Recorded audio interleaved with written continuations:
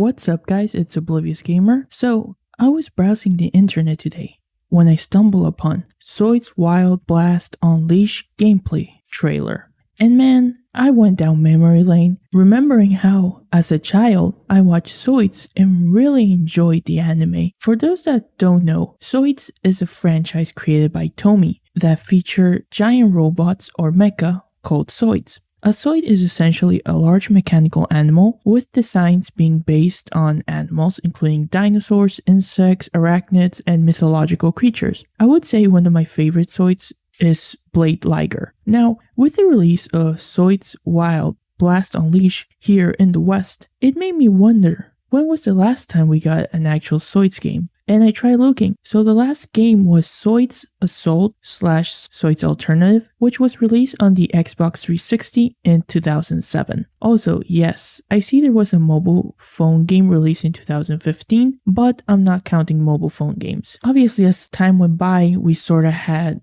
a big period without games based on Zoids, the franchise. However, last year, we did get a couple of games. So those games, one was released in arcades in 2019 called Zoids Wild Battle Card Hunter and Zoids Wild King of Blast, which the last one was released for the Switch. Now, I want to point out that Zoids Wild King Blast was released in Japan, and while Zoids Wild Blast Unleashed is exactly that same game, just renamed for the West and coming out this year. It was technically around 12 years of wait for a new Zoids game. Some of you might have even grown watching Zoids and probably just fell off your radar. And I wouldn't blame you. Many of the games I feel were just okay. Now, I do think Zoids Full Metal Crash was fun, and in a sense I can see some similarities between this game and the newest Zoid games. Since Zoid Full Metal Crash was a 3D fighting game for the Nintendo GameCube that was developed by Tomy Corporation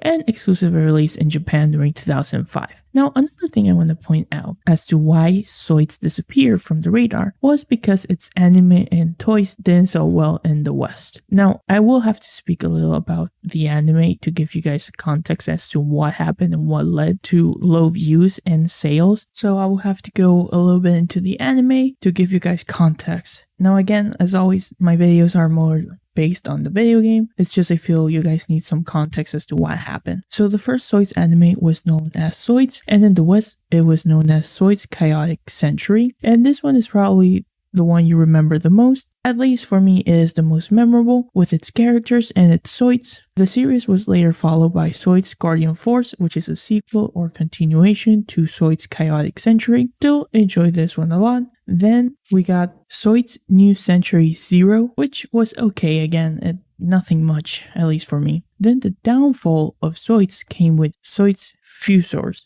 which the studio that handled this, known as Tokyo Kids, did a very poor job to the point that the series in the US was cancelled at episode 13, even though it has 26 episodes. Main reason being people weren't watching and low sales of toys. Another thing to point out of Fusors was that its Japanese edit was very different and it was even reworked to improve the animation. They even remade an entire episode just to show you guys how different it was treated in Japan versus the US, and again how that series was very poor, and it was mainly what led to the demise, at least here in the West. In Japan, as always, I feel Zoids is still doing okay. I don't know how popular it is, but I feel obviously it's doing much better than what it is here. Finally, Zoids Genesis was the final nail in the coffin for Zoids in general. It didn't receive an English dub, unlike the other Zoids show, and its final episode was released in 2006, and that was it for Zoids. I mean, the last game was released in 2007, and it was not that great. For years, there wasn't anything coming from Zoids with regards to anime or video games. However, after 12 years in 2019, which its last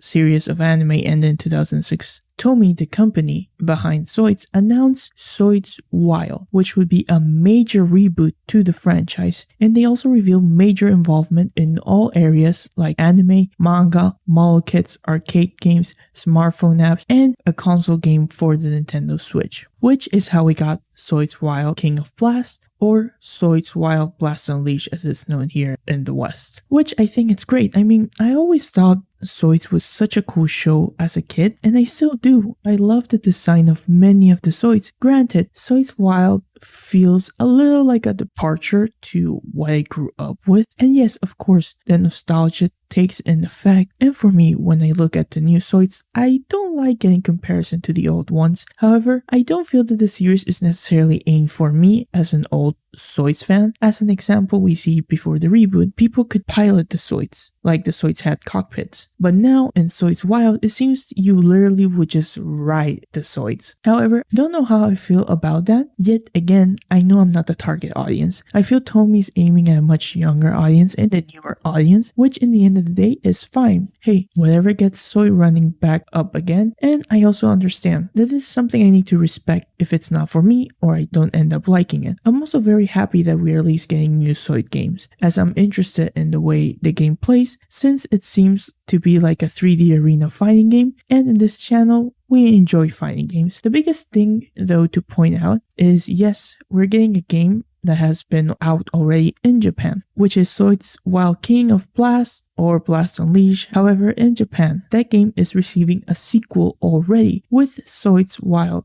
Infinity Blast. And let me tell you, the sequel is looking amazing. Hell, they even brought some of the old school Zoids like Blade Liger or Genobreaker, which they look amazing. They also seem to be adding modifications to be able to like switch your Zoid's color or add different parts to the new Zoids, and even like let you create your own unique Zoid. Now, this game is coming out November 26th in Japan. No word on the Western release, which I don't think it will be anytime soon, since Blast Unleashed is supposed to come out in October. Now, here's some gameplay from the demo for the game on the Japanese Nintendo store. Now, I tried the demo for Zoids King of Blast, and I gotta say it's pretty fun. There's some interesting mechanics with a time counter that you can do. You can block, but again, if you just keep blocking, it can be broken. There are normal moves, and then there's like some more powerful moves that require some waiting or loading after they're used, as you can clearly see on the side. There's also like this super mode, and of course there's always a special. The special looks really cool, and so far from what I play, at least the demo had two Zoids, one more range focus and the other up close,